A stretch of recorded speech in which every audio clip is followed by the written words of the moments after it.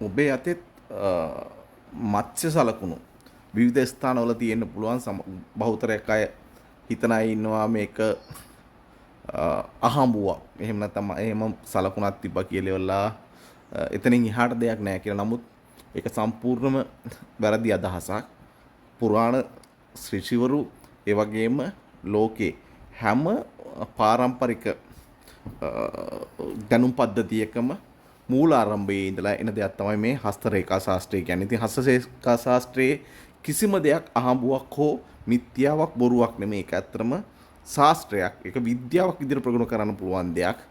හස්ත රේඛා ශාස්ත්‍රය ඇතුලේ හැම දෙයක්ම නිශ්චිතයි. ඒක අනිවාර්යයෙන් සිද්ධ වෙන දෙයක්. හේතුව රේඛා කොයි වෙලේවත් බොරුවක් කියන්නේ නැහැ. රේඛාවල තියෙන්නේ ඔයාගේ පෙර භවයන් වල වලින් ඔය අරන් ආලා ඇවිල්ලා ඉතුරු වෙලා තියෙන ශක්තියින් පළ දෙන්නට ඇති තැන් වගේ දේවල් තමයි තියෙන්නේ. ඒ හින්දා රේඛා කිසිවිට මිත්‍යාවක් වෙන්නේ හෝ ඒක අහඹුවක් වෙන්නේ නැහැ. ඉතින් මූල්‍ය රේඛාවේ එහෙම නැත්නම් දෛව රේඛාවේ ආරම්භයේත් දෛව රේඛාවේ අවසානයේත් මේ විදිහේ මත්ස්‍ය සලකුණු දෙකක් තියෙනවා නම් ඔහුට පෙර භවයන් වල කරපු විවිධ අකුසල කර්ම වල ප්‍රතිවිපාක ඵල දෙන්නට හේතු වෙන මත්ස්‍ය සලකුණු සුභ මත්ස්‍ය සලකුණු සහ අසුභ මත්ස්‍ය සලකුණු කියලා දෙකක් තියෙනවා.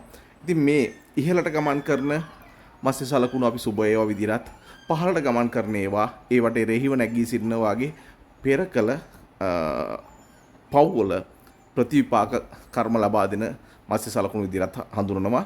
ඉතින් ඒ හින්දා මේ ඉහළට ගමන් කරන මත්ස්‍ය සලකුණු ඔබගේ ධන රේඛාව ආරම්භයේත් අවසානයේත් තියෙනවා නම් ඒක ගොඩාක් සුබදායි. නමුත් මේකට ප්‍රතිවිපාක විදියට දෙන මත්ස්‍ය සලකුණු අත්ල පුරා කොහේ හරි තැන්වල තියෙනවා නම් අපි ඒ ප්‍රතිවිපාක දේවල් වලට අපි කරන්න ඕනේ ප්‍රතිකර්ම තියෙනවා. මේ ප්‍රතිකර්ම හඳුනාගෙන කිරීමෙන් පමණක් අපිට ඒ ප්‍රතිවිපාක දීම නවත්තලා මේ මත්ස්‍ය සලකුණේ සැබෑම ප්‍රතිඵලය විඳ ගන්න පුළුවන්.